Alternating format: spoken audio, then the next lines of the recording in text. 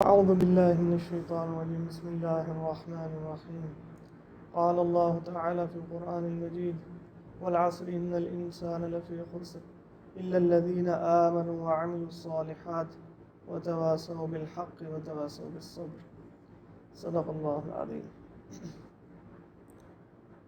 قرآن مجید جو ہے وہ اللہ کی آخری کتاب ہے، اور اللہ رب العزت نے اپنے آخری نبی حضرت محمد صلی اللہ علیہ وسلم پر نازل کیا۔ فرمایا کہ جو کچھ پچھلی ساری کتابوں میں ہے اور جو پچھلے انبیاء کے اوپر نازل ہوا، اللہ رب العزت نے اس کو قرآن میں جمع کر دیا۔ اور علماء فرماتے ہیں کہ سارے ادیان، جتنے بھی دین، کتابیں، مذہب اللہ رب العزت کی طرف سے آئے ہیں، ان کا خلاصہ پورا کا پورا سورہ عصر میں ہے۔ علماء فرماتے ہیں کہ اگر یہ سورت صرف یہی نازل ہوتی تو کافی تھی انسانوں کو سمجھانے کے لیے۔ اب اس میں کیا ہے، اللہ رب العزت قسم کھا کر ارشاد فرماتے ہیں کہ انسان سارے نقصان میں، نہ تو مسلمان کی بات ہو رہی ہے، نہ کافر کی بات ہو رہی ہے، کسی طبقے کی بات نہیں ہو رہی، انسان کی بات ہو رہی ہے کہ اللہ فرماتے ہیں سارے کے سارے انسان نقصان میں ہیں۔ اب 4 شرطیں آگے اللہ نے لگائی ہیں، الا الذین آمنوا وعملوا الصالحات وتواصوا بالحق وتواصوا بالصبر۔ اگر ان چاروں کو ایک کے اندر جمع نہیں کریں گے، ایک انسان میں 4 جمع نہیں ہوں گی تو نقصان سے نہیں بچے گا۔ ایمان ہے اعمال صالح نہیں ہے تو پھنس جائے گا، اعمال صالح ہے ایمان نہیں ہے تو پھنس جائے گا۔ اسی طرح اگر وہ حق بات نہیں کہتا، سب سے پہلی حق کیا ہے؟ لا الہ الا اللہ۔ اگر وہ یہاں سے شروع نہیں کرتا تو فائدہ ہی کوئی نہیں اعمال کا بھی۔ فرمایا بہت سارے لوگ ایسے ہیں جو تہجد پڑھتے ہیں، نمازیں پڑھتے ہیں، 5 وقت کے نمازی ہیں، ہر عبادت کرتے ہیں، لیکن ایسے گناہ کر بیٹھتے ہیں جن کی وجہ سے ان کے اعمال برباد ہو جاتے ہیں۔ اب اس کے بعد کیا ہے؟ صبر کی تلقین۔ اب سب سے پہلے میں آپ کو یہ سمجھانا چاہوں گا کہ ایمان کیا چیز ہے۔ ایمان کیا ہے؟ اللہ رب العزت فرماتے ہیں الذین یقیمون الصلاة ومما رزقناہم ينفقون والذین یؤمنون بالغیب ویقیمون الصلاة۔ اب والذین یؤمنون بالغیب جو اللہ رب العزت فرما رہے ہیں غیب پر ایمان لانے والے۔ اللہ رب العزت نظر نہیں آتے، ایمان لانا ہے۔ فرشتے نظر نہیں آتے، ایمان لانا ہے۔ انبیاء نظر نہیں آتے، ایمان لانا ہے۔ کتابیں نظر نہیں آتی، ایمان لانا ہے۔ اچھی بری تقدیر نظر نہیں آتی، اللہ کی طرف سے ایمان لانا ہے۔ اب اسی طرح مرنے کے بعد موت کو تو جھٹلاتا ہی کوئی نہیں، کافر نہیں جھٹلا پا رہا۔ پوری دنیا کی سائنس ریسرچ کر رہی ہے کہ کسی طرح موت کی یہ وجہ بیان کر لیں کہ آخر انسان مر کیوں جاتا ہے۔ اچھا بھلا انسان ہے، جوانی ہے اس کے پاس، اچھا بھلا جسم ہے، یہ بال سفید کیوں ہو جاتے ہیں، یہ معذور کیوں ہو جاتا ہے، یہ بوڑھا کیوں ہو جاتا ہے، اس کے اعضاء کام کرنا کیوں چھوڑ دیتے ہیں۔ انسان، یہ جو سائنس ہے بے بس ہے۔ کیا چیز ہے ایسی؟ کیونکہ ان کو کیا تھا، انہوں نے وہ جو اللہ رب العزت کا پہلا اصول تھا نا پڑھنے کا، اقرا بسم ربک الذی خلق، وہ چھوڑ دیا۔ اقرا پکڑ لیا، پڑھو پڑھو تعلیم حاصل کرو، پڑھو پڑھو تعلیم حاصل کرو۔ وہ جو اگلی شرط تھی بسم ربک الذی خلق، اس رب کے نام سے پڑھ جس نے تمہیں پیدا کیا، یہ ہم نے نکال دیا تو گمراہ ہو گئے۔ چاند پہ چلے گئے، ساری کائنات دیکھ لی، لیکن اللہ رب العزت کے قریب نہیں ہو رہے، اللہ کی پہچان نہیں ہو رہی۔ اب ایک شخص ایمان لاتا ہے، اللہ کو مانتا ہے، فرشتوں کو بھی مانتا ہے، کتابوں کو بھی مانتا ہے، یہ جو 7 ہمارے ایمان مفصل کے اندر چیزیں ہیں سب کو مانتا ہے، لیکن اپنی مرضی سے مانتا ہے، ایمان آئے گا؟ اللہ کو مانتا ہے، اللہ کی بیٹیاں بنا دیتا ہے۔ اللہ کو مانتا ہے، اللہ کے بیٹے بنا دیتا ہے۔ انبیاء کو مانتا ہے، انبیاء کو اللہ کا بیٹا بنا دیتا ہے۔ انبیاء کو مانتا ہے لیکن اس طرح نہیں مانتا جس طرح اللہ رب العزت چاہتے ہیں مانو ان کو۔ اب اسی طرح اچھی بری تقدیر کو وہ کیا کہتے ہیں؟ اچھائی میری طرف سے، ہماری عادت کیا ہو گئی ہے، یہ جو محنت کر رہا ہوں نا یہ تو میری وجہ سے ہے، یہ جو گاڑی لی ہے میری اپنی قابلیت ہے، یہ جو گھر بنایا یہ تو میں بڑا لائق تھا، میں تو انجینئر تھا، میری تنخواہ بڑی اچھی تھی، میں تو بزنس مین بڑا اچھا ہوں۔ اور جب کوئی بری بات ہو جاتی ہے تو کہتے ہیں اللہ نہیں ملا تھا آپ کو، اے اللہ میرا نقصان کر دیا۔ نہیں، دونوں چیزیں۔ پہلی بات قرآن کا یہ فیصلہ ہے، اللہ رب العزت فرماتے ہیں کہ یہ جو نقصان ہوتا ہے نا تیرے اپنے ہاتھوں کے کرتوت ہے، یہ تیرے اعمال ہیں جن کی وجہ سے تجھے نقصان ہوا، لیکن امر اللہ کا ہے شامل۔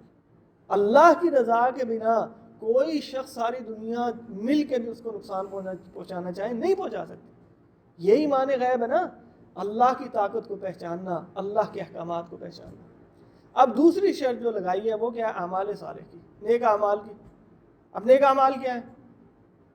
نیک اعمال کے لیے فرمایا علماء کرام نے کہ یہ جو ہم سورہ فاتحہ میں پڑھتے ہیں نا بار بار، ایاک نعبد و ایاک نستعین، اے اللہ ہم تیری ہی عبادت کرتے ہیں، اے اللہ تجھ ہی سے مدد مانگتے ہیں، یہ ہے ساری کی ساری دین کا نچوڑ۔ سارے نبی یہ بات سکھانے کے لیے آئے کہ عبادت ایک اللہ کی کرنی ہے۔ اور دوسرا جھگڑا لوگوں کا انبیاء کے ساتھ، پورا قرآن پڑھ لو، لوگوں کا انبیاء کے ساتھ جھگڑا یہ ہے کہ لوگ کہتے ہیں نہیں عبادت تو ٹھیک اللہ کی کر لیں گے، لیکن مانگیں گے تو دیکھو نا، ہم اللہ سے کیسے ڈائریکٹ مانگ سکتے ہیں؟ ہماری اتنی طاقت کہاں، ہماری اتنی اپروچ کہاں؟ روز ہم پڑھتے ہیں، روز امام سے سنتے ہیں، میں خود پڑھتا ہوں اور یہ دعویٰ کرتا ہوں ایاک نعبد، اے اللہ تیری ہی عبادت کریں گے، و ایاک نستعین، اے اللہ مدد بھی تجھ سے ہی مانگیں گے۔ یہ نقطہ نہیں سمجھ میں آ رہا۔ آدم علیہ السلام سے لے کے آج تک اسی پہ جھگڑا ہے۔ یاد رکھیں، رسول کی بات بتا دوں، اگر دین سیکھنا ہے، اللہ کا دین سیکھنا ہے، محمد رسول اللہ کی شریعت سیکھنی ہے، تو فرقہ اور گروہ میں بیٹھ کے نہیں سیکھنا۔ اگر ابھی ہم لیبل لگا لیں گے نا کہ اس بھائی نے تو فلاں رنگ کی ٹوپی نہیں پہنی، فلاں جبہ نہیں پہنا، فلاں چیز نہیں پہنی، تو جب آپ اس نظر سے دیکھیں گے آپ دین نہیں سیکھیں گے۔ دین سیکھنا ہے تو پہلے دین سیکھو، حق والوں کے ساتھ اللہ خود جوڑ دے گا۔ ذالک الکتاب لا ریب فیہ ھدی للمتقین، یہ وہ کتاب ہے جو ہدایت ہے متقین کے لیے، لا ریب فیہ، اس میں شک کی کوئی گنجائش نہیں، کسی قسم کا شک نہیں ہے۔ تو یہاں سے شروع کرو نا کتاب سے، اللہ کی کتاب تو آتی نہیں۔ اور ہم دین کس طرح سیکھتے ہیں؟ پہلے ہم کسی فرقے میں بیٹھتے ہیں، پہلے کسی گروہ میں بیٹھتے ہیں، پھر ہم اس کے مطابق دین سیکھتے ہیں۔ دین نہیں آئے گا۔ صحیح طریقہ کیا ہے؟ صحیح طریقہ یہ اللہ رب العزت کا کلام سیکھو، اللہ کی کتاب سیکھو، اللہ کے نبی کا طریقہ سیکھو، دین خود بخود آ جائے گا۔ حق والوں کے ساتھ اللہ خود بھیج دے گا۔ اور یہ جو اللہ نے شرط لگائی ہے کیا؟ ھدی للمتقین، یہ کتاب ہے اللہ کی، اس میں شک بھی نہیں ہے، شک کرنے کی گنجائش نہیں ہے۔ اللہ نے چیلنج کر دیا، اگر تمہیں شک ہے کہ اللہ کی کتاب نہیں ہے تو تم اور تمہارے اللہ کے علاوہ جتنے خدا ہیں دنیا کے سب کو ملاؤ، اس جیسی ایک آیت بنا کے دکھا دو۔ چیلنج ہے، قیامت تک کے لیے چیلنج رہے گا، پوری دنیا مل کے اس جیسی ایک آیت نہیں بنا سکتی۔ بعض دفعہ شیطان دل میں ڈالتا ہے یار اتنے عرب لوگ ہیں پوری دنیا میں، ایک عربی کا جملہ تو بنا ہی سکتے ہیں نا۔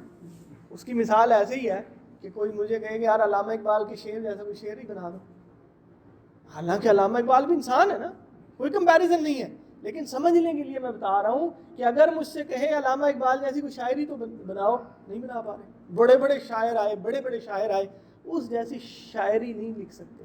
تو اللہ کا کلام جو اللہ رب العزت خالق اور مالک ہے ویسا کون بنا سکتے ہیں؟ فرمایا کہ اسلام کا ایمان، یہ جو قرآن کا ایک معجزہ ہے، جب قرآن اترا تو اس وقت علم اور حکمت کے ماہرین موجود تھے دنیا کے اندر، ان کو علم کی اور حکمت کی باتیں سمجھ میں آتی تھی اور کوئی نہیں۔ موسیٰ علیہ السلام جب آئے تو جادو کا دور تھا، تو اللہ نے جادو والے معجزے دیے۔ جب نبی صلی اللہ علیہ وسلم آئے تو فرمایا علم اور حکمت کا دور تھا، تو قرآن میں اللہ نے علم اور حکمت کے دریا کھول دی۔ اب جب یہ قرآن کا چیلنج آیا کہ اس طرح کی ایک آیت نازل لکھ کے دکھاؤ، تو ایک صحابی گئے بیت اللہ میں جہاں وہ شاعری کرتے تھے نا، وہاں انا اعطیناک الکوثر لکھ دیا۔ اور وہ اتنے ماہر تھے شاعری میں کہ جب ایک مصرع ایک شخص لکھ دیتا تو اگلا آ کے دوسرا لکھ دیتا، دوسرا آ کے تیسرا مصرع، اگلا شاعر چوتھا مصرع، پوری نظم بنی ہوتی تھی۔ ایسے ماہرین تھے، اس موضوع کو وہاں سے جانے نہیں دیتے تھے۔ لیکن جب انا اعطیناک الکوثر لکھی، جو آتا پڑھتا پیچھے ہٹ جاتا، جو آتا پڑھتا پیچھے ہٹ جاتا۔ کیا لکھے اس کا؟ نہیں لکھ سکتے۔ کیوں؟ علم والے حکمت والے سمجھتے ہیں کہ یہ انسان کا کلام نہیں ہے۔ تو جب یہ کتاب اتنی مضبوط ہے کہ اس کو آج تک اور قیامت تک اس کے چیلنج کو کوئی پورا نہیں کر سکتا، پھر اللہ فرماتے ہیں اس میں ہدایت ہے، کس کے لیے؟ متقین کے لیے۔ دوسرے شخص کے لیے ہدایت نہیں ہے۔ جو ڈرنے والا ہے اللہ سے، جو ڈر کے پڑھے گا، اللہ سے مانگ کے پڑھے گا، اللہ رب العزت سے دعائیں مانگ کے پڑھے گا، اللہ اس کے لیے ہدایت کے راستے کھول دے گا۔ کیوں؟ کیونکہ قرآن پر کیا فرماتے ہیں؟ یضل بہ کثیرا ویہدی بہ کثیرا، یہی وہ قرآن ہے جس سے بہت سارے لوگ گمراہ ہوتے ہیں اور بہت سارے ہدایت پا جاتے ہیں۔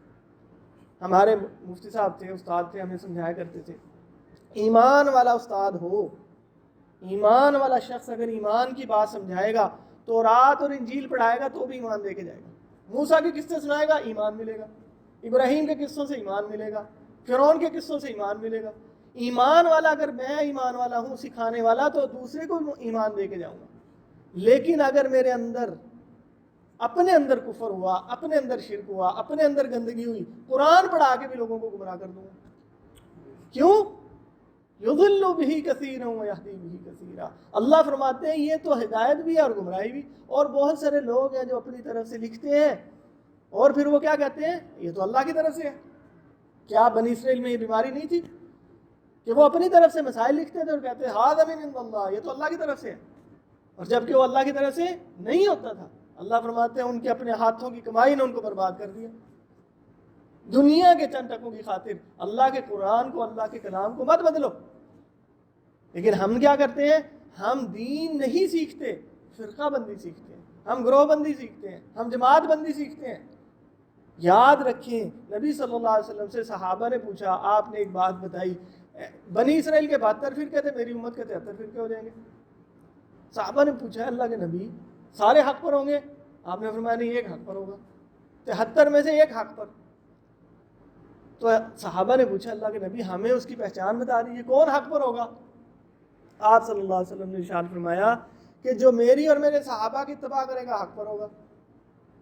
بھائی سوچنے کی بات یہ ہے کہ اگر اللہ کے نبی یہ کہہ دیتے جو میری اتباع کرے گا حق پر ہوگا، کتنا آسان تھا، کتنا آسان تھا، اور یہ کافی تھا۔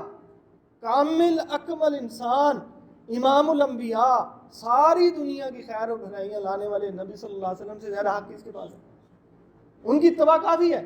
لیکن آپ کو پتہ ہے کہ جس طرح میرے دین کو میرے صحابہ نے سیکھا کوئی اور نہیں سیکھ سکتا۔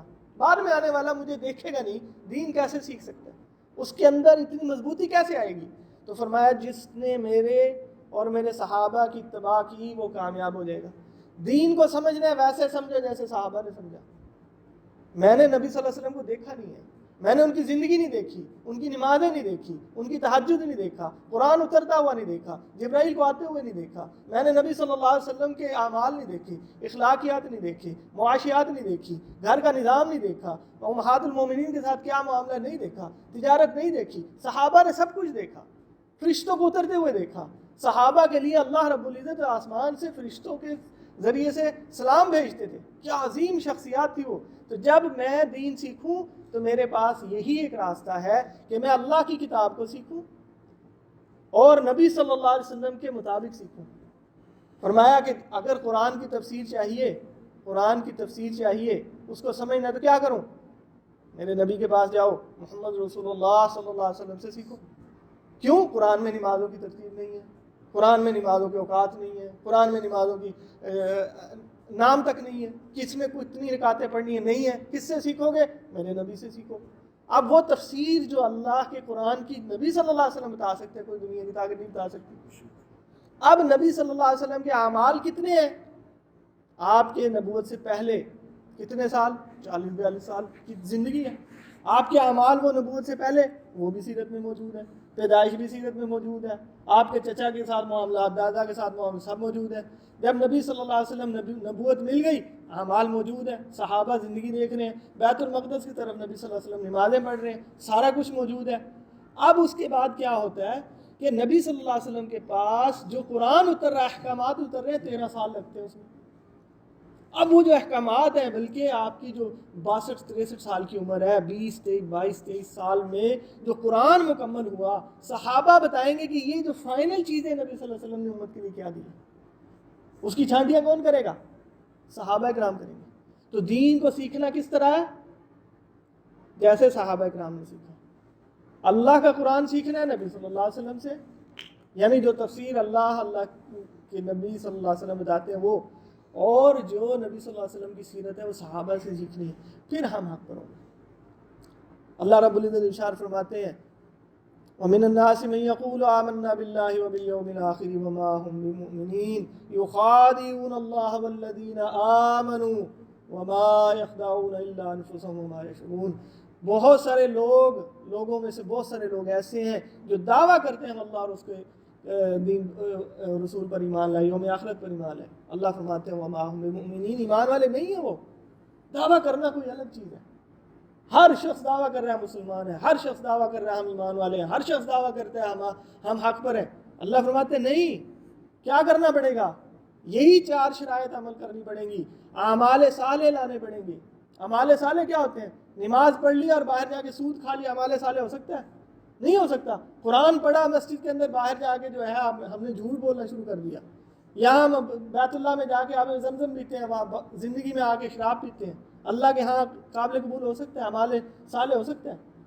میں جو ہے باہر سب کے ساتھ اچھے اخلاق والا ہوں اور بیوی کے اوپر ظلم کرتا ہوں، میں سب کے ساتھ بڑے اچھے معاملات کرتا ہوں، دوستوں سے اچھا رویہ اختیار کرتا ہوں، باپ کے ساتھ بدتمیزی کرتا ہوں، یہ اللہ کے ہاں اعمال صالح ہو سکتا ہے؟ نہیں ہو سکتا.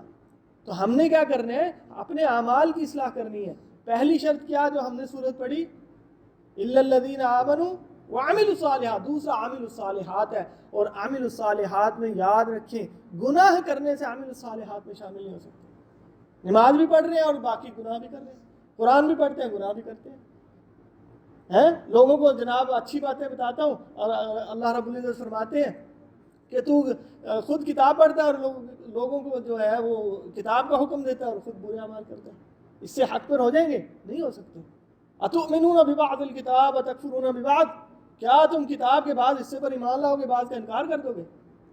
ہم تو ایسے کر رہے ہیں. جو میری مطلب کی ہے، مجھے اچھی لگتی ہے، میں کتاب مان لیتا ہوں.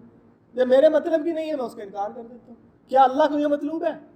نہیں، ہرگز نہیں.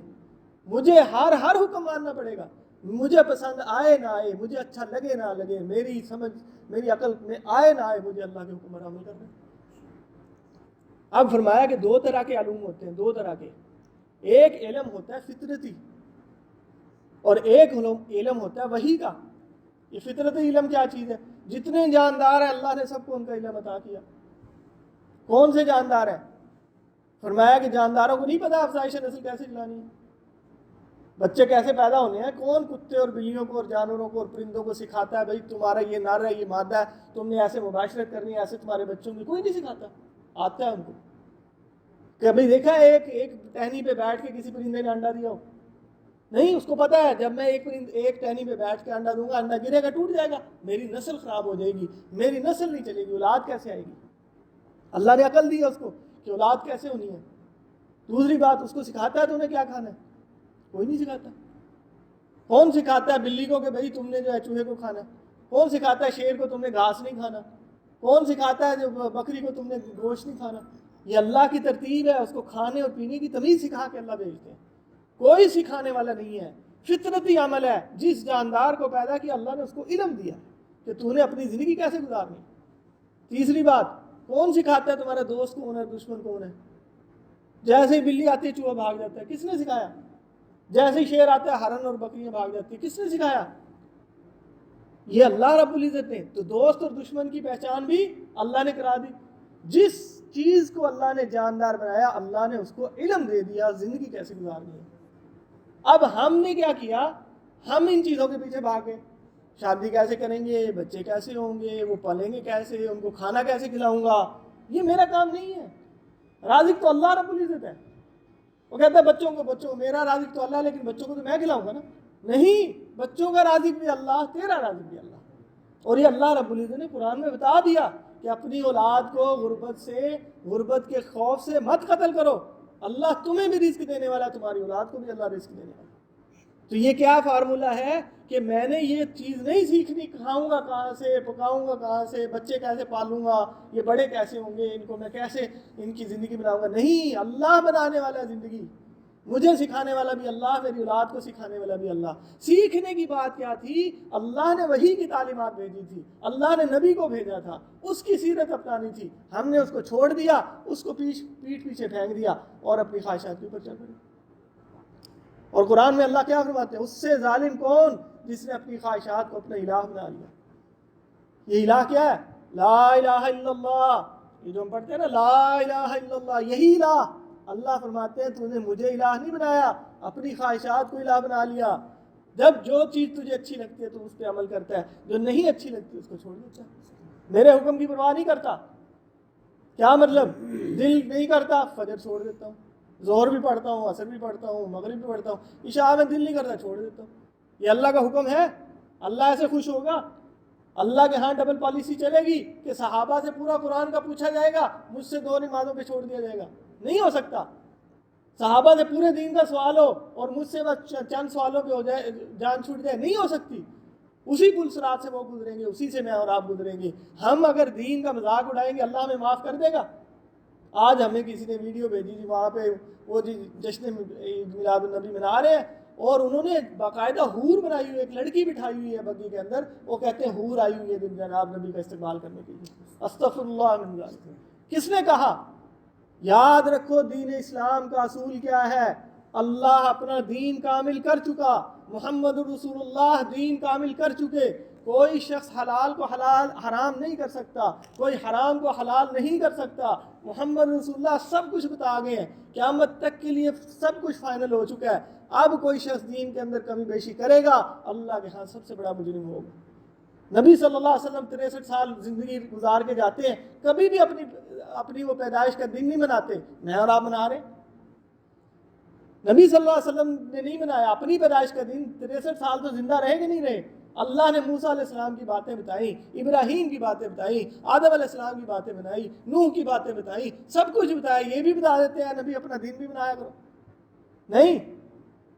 خلیل اللہ حضرت ابراہیم، ان کے دن مقرر ہیں، ان کے لیے وہ جو حج اور عمرہ ہم کرتے ہیں، صفا اور مروہ، ان کے بچوں کی داستانیں تک اللہ نے حفظ کر دی ہیں۔ کیا اللہ ان کے دن حفظ یاد کرا کے امت کو نہیں دے سکتے تھے؟ عیدیں مناؤ۔ نبی صلی اللہ علیہ وسلم 2 عیدیں دے سکتے ہیں، 3 نہیں دے سکتے تھے؟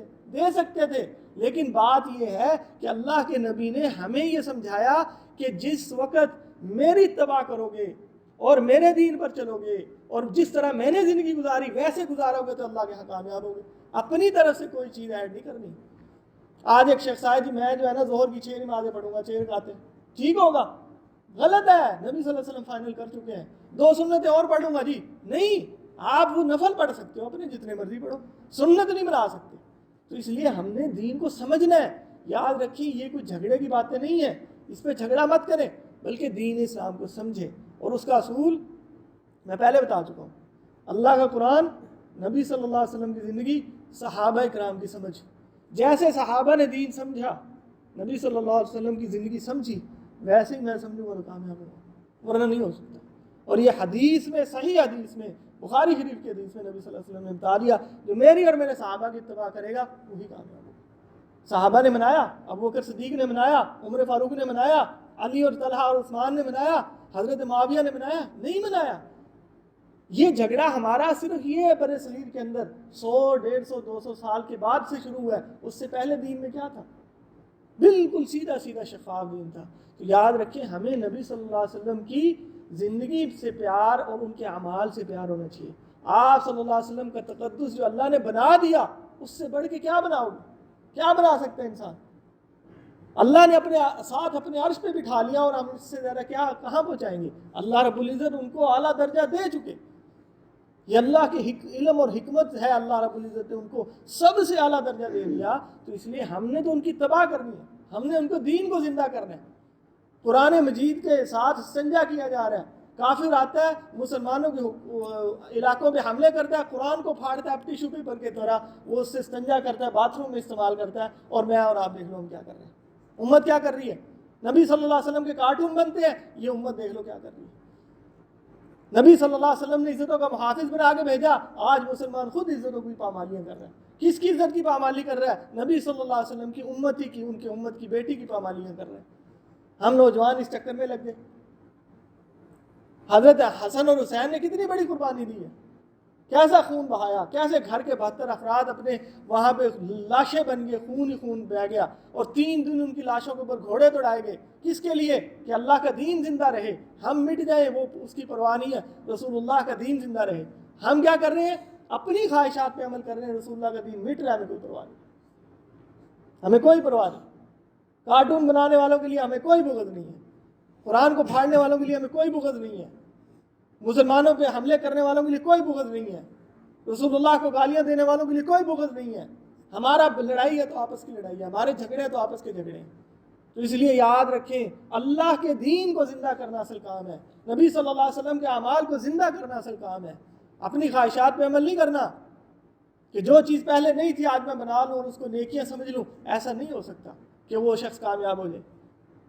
اللہ کے ہاں دین اسلام مکمل ہو چکا، نبی صلی اللہ علیہ وسلم ہر چیز فائنل کر کے جا چکے ہیں. تو اس لیے ہم نے ان کی اتباع کرنی ہے، ان کے طریقے پر چلنا ہے، ان کی سیرت کو زندہ کرنا ہے. اسی لیے فرمایا جب میری کوئی ایک سنت مٹ رہی ہو، دنیا سے اس کی پامالی ہو رہی ہو، جو شخص اس سنت کو زندہ کرے گا 100 شہیدوں کا ثواب ملے گا. سنت کو زندہ کرنے والا ہے ہی کوئی نہیں. ہاں خرافات کو زندہ کرنے والے ہم بہت ہیں، ہم خواہشات کے اوپر چلنے والے بہت ہیں، جو ہمیں اچھا لگتا ہے وہ ٹھیک ہے. عورت کے سامنے قرآن لے کے بیٹھ جاؤ، دیکھو یہ قرآن کہتا ہے پردہ کرو، کہتے ہیں یہ نہیں میں نہیں مانتی، سب کچھ کروں گی یہ نہیں مانتی، پردہ نہیں کروں گی. مردوں کو سمجھاؤ یہ سود نہ کھاؤ، اور نہیں بینک تھوڑا ہی سود ہوتا ہے. جب بینک سود نہیں ہے دنیا میں کہاں سود ہے؟ آپ مجھے یہ بتائیں. عجیب سا ٹرینڈ چل گیا اپنی خواہشات پہ عمل. نہیں گاڑی لینا سود نہیں ہے، گھر بنانا بینک سے سود نہیں ہے. پھر سود کدھر ہے؟ کہاں ہے سود؟ پھر کہیں بھی نظر نہیں آئے گا آپ کو. کسی کو گانے مت سنو، وہ اس کو گانے پسند ہے اور نہیں یہ گناہ نہیں ہوتا اس کی کہہ رہا ہے. فلمیں نہ دیکھو، کہتے ہیں اس سے کچھ نہیں فرق پڑتا. شراب نہ بھی وہ کہتا ہے کچھ نہیں، تھوڑی بہت پی لینی چاہیے. زنا نہ کرو، چوری نہ کرو، کوئی آنکھوں کا زنا کر رہا ہے، کوئی زبان کا زنا کر رہا ہے، کوئی ہاتھوں کا زنا کر رہا ہے، کوئی پاؤں کا زنا کر رہا ہے. آپ صلی اللہ علیہ وسلم نے ایک ایک بات کو فرمایا یہ اس چیز کا زنا کر رہا ہے. ہم سارا کام کرتے ہیں پھر ہم کہتے ہیں عاشق رسول. نماز میری آنکھوں کی ٹھنڈک ہے، آپ صلی اللہ علیہ وسلم کی آنکھوں کی ٹھنڈک پہنچانی ہے، نماز پڑھو. ہر امتی کے اعمال پیش کیے جاتے ہیں، اللہ کے نبی آپ کی امتی ہے، روزانہ دکھایا جاتا ہے یہ آپ کی امتی ہے. اور اس اعمال میں کیا جا رہا ہے؟ فلمیں، گانے، شراب، زنا، چوری، جھوٹ، فراڈ، دھوکہ، امتی کا مال لوٹنا، امتی کو دھوکہ دینا، امتی کو پریشان کرنا، یہ جا رہا ہے. میرے نام سے میرے نبی کے سامنے جب یہ اعمال جائیں گے ان کی آنکھوں کی ٹھنڈک ملے گی. میچ دیکھ رہے ہیں، نماز نہیں پڑھ رہے. 3 گھنٹے آج فلم دیکھنا آسان ہے، 20 منٹ مسجد میں بیٹھ کے اللہ کی بات سننا مشکل. تنگ ہو رہے ہیں نا، پریشان ہو رہے ہیں کہ یار کافی ٹائم ہو گیا. وجہ کیا ہے؟ دین نہیں ہے دل اندر، اسلام نہیں ہے اندر. تو جب دین اندر آئے گا، صحابہ اکرام کے دل میں دین تھا، ہاتھ میں دنیا تھی. جب دین کے لیے ضرورت پڑی دنیا کو پھینک دیتے تھے اور اللہ کے دین پر چلتے تھے. ہمارے دل میں کیا ہے؟ دنیا ہے، اور ہمارے ہاتھ میں دین ہے. جب ہمیں دنیا کے لیے ضرورت پڑتی ہے ہم دین کو پھینک دیتے ہیں، اللہ کے حکم کو پھینک دیتے ہیں، سنتوں کی پامالی کرتے ہیں، نبی صلی اللہ علیہ وسلم کی کسی عمل کی کوئی پرواہ نہیں کرتے. پھر کوئی نہیں پوچھتا اس یہ حدیث ٹھیک ہے کہ نہیں ٹھیک، کوئی نہیں پوچھتا اس کا ریفرنس کدھر ہے، اپنی خواہشات پہ چلتے ہیں، کسی کی پرواہ نہیں کرتے. تو اس لیے میرے بھائیوں، دوستوں، بزرگوں، میری گزارش یہ ہے کہ اللہ کے گھر میں بیٹھے. میں نے کسی جماعت کا، کسی فرقے کا، کسی گروہ کا، کسی چیز کا نام نہیں لیا. نام لیا تو ایک ہی شخصیت ہے، وہ ہے رسول اللہ صلی اللہ علیہ وسلم. ان کی اتباع کرو، ان کے دین کو زندہ کرو. صرف نماز پڑھ لینا نجات نہیں ہے، رسول اللہ کے دین کو زندہ کرنا ہے، ان کو نافذ کرنا ہے. ان کے لیے شہادتیں ہوئی ہیں، ان کے لیے خون بہایا گیا ہے. آپ صلی اللہ علیہ وسلم خود زخمی ہوئے ہیں، آپ کے چہرہ مبارک کے اندر ایسی کڑیاں گھس گئی تھیں نکلتی نہیں تھی. فرمایا طائف سے وہ جو طائف کے اندر پتھر پڑے تھے وہ دن میں نہیں بھول سکتا. اتنا شدت کا دن تھا، جیسے پتھر مارے. آپ خود بتاؤ، یہاں میں پتھر لے کے کسی کو ماروں گا، یہاں لگے، یہاں لگے، یہاں کیسے تکلیف ہوگی. ہم دین کو کے لیے نبی صلی اللہ علیہ وسلم نے سب کچھ برداشت کیا. ہم نے کیا کیا؟ دین کا کھیل اور تماشا بنا لیا. تو اس لیے گزارشات کیا ہے؟ اللہ سے ہدایت کی دعا مانگیں. دین اسلام پہلے اللہ کی کتاب سے سیکھیں، اس کے بعد نبی صلی اللہ علیہ وسلم کی سیرت کو سیکھیں، اس کے بعد صحابہ کرام کی زندگی، انہوں نے کیسے عمل کیا. ابو بکر کیا کرتے تھے؟ عمر فاروق کیا کرتے تھے؟ کون عمر جن کے بارے میں نبی صلی اللہ علیہ وسلم فرما رہے میرے بعد نبی ہوتا تو عمر ہوتا. فرمایا عمر تیری زبان پر اللہ نے حق جاری کر دیا، جو تو بولتا ہے اللہ کو وہ بات پسند ہے، ایسا حق جاری کر دیا. عمر جس گلی سے تو گزرتا ہے شیطان وہ گلی چھوڑ کے بھاگ جاتا ہے. شیطان اس بات سے ڈرتا ہے کہ تیرے پاس آئے اور تیرے دل میں غلط خیال پیدا کرے. شیطان ڈر رہا ہے.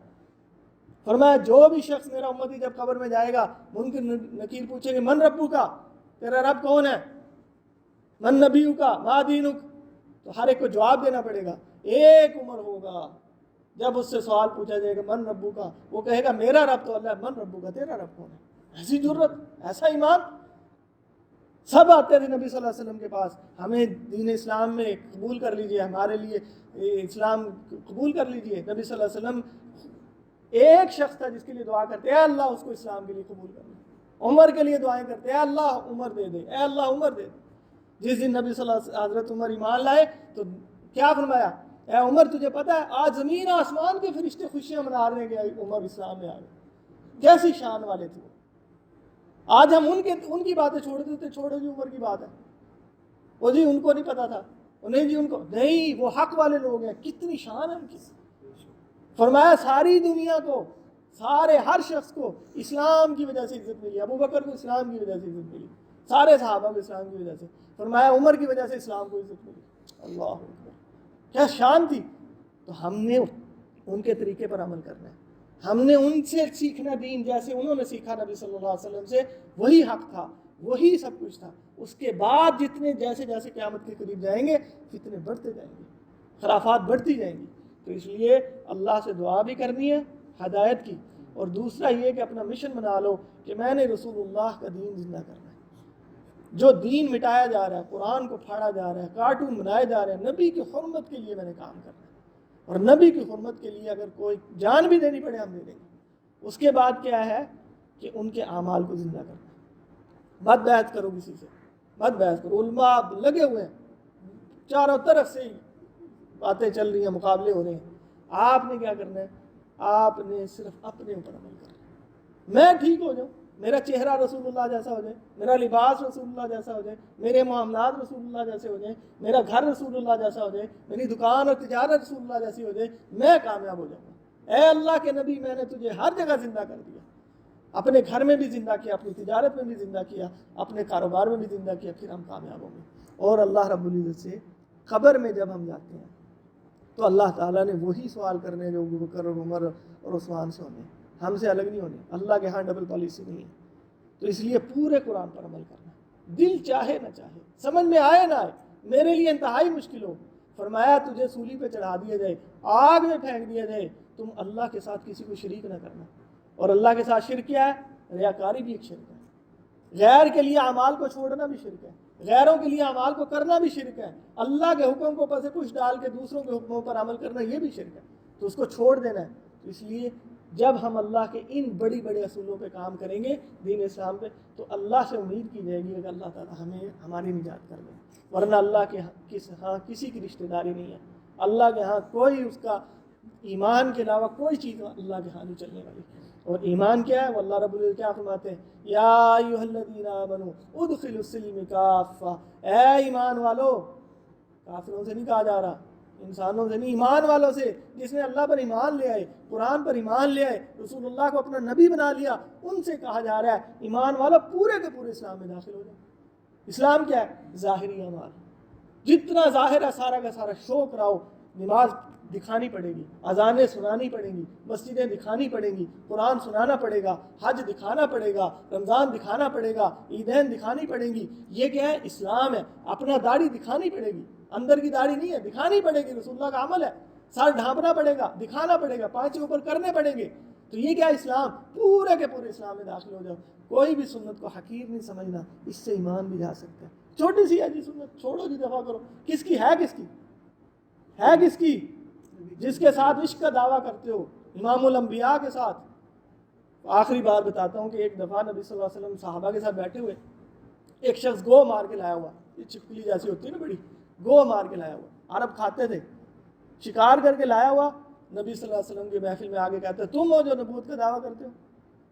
آپ صلی اللہ علیہ وسلم نے فرمایا ہاں میں اللہ کا نبی۔ یوں گو آگے پھینک کے کہتے ہیں جب تک یہ گو نہیں بول کے گواہی دے گی میں تمہیں نبی نہیں مانتا۔ اب نبی صلی اللہ علیہ وسلم نے عربی زبان میں گو سے پوچھا، اے گو تم کس کی عبادت کرتی ہو؟ صحابہ دیکھ رہے ہیں، وہ بدھو بھی کھڑا ہوا سن رہا ہے، گو عربی زبان میں بولتی ہے۔ حضرت سلیمان علیہ السلام کے پاس ایک معجزہ تھا کہ ان کو ہر جانور کی زبان آتی تھی۔ حضرت سلیمان علیہ السلام ہر جانور کی زبان بولتے تھے، اور نبی صلی اللہ علیہ وسلم کا معجزہ یہ تھا کہ ہر جانور نبی کی زبان بولتا تھا، ہر جانور عربی بولتا تھا نبی صلی اللہ علیہ وسلم کے ساتھ۔ اونٹ کے ساتھ بات ہوئی، چڑیا کے ساتھ بات ہوئی، اور جانوروں کے ساتھ بات ہوئی، تو یہ گو بھی عربی زبان میں بولتی ہے۔ میں اس رب کی عبادت کرتی ہوں جس کی بادشاہی زمینوں میں، میں اس رب کی عبادت کرتی ہوں جس کے راستے آسمان اور سمندروں میں۔ تو نبی صلی اللہ علیہ وسلم نے دوسرا سوال کیا، اے گو مجھے پہچانتی ہو میں کون ہوں؟ کہنے لگی ہاں یا رسول اللہ آپ اللہ کے آخری نبی ہیں۔ جو آپ کی بات مانے گا دنیا اور آخرت میں کامیاب ہو جائے گا، جو آپ کی اتباع نہیں کرے گا دنیا اور آخرت میں ہلاک ہو جائے گا۔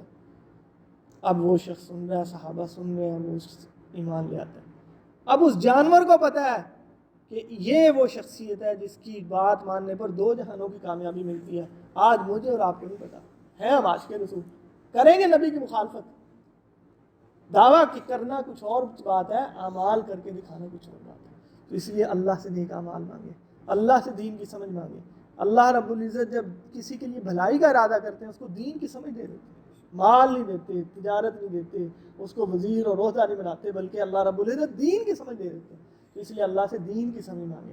تو اس لیے دعا کریں اللہ تعالیٰ مجھے اور آپ کو سب کو عمل کرنے کی توفیق عطا فرمائے۔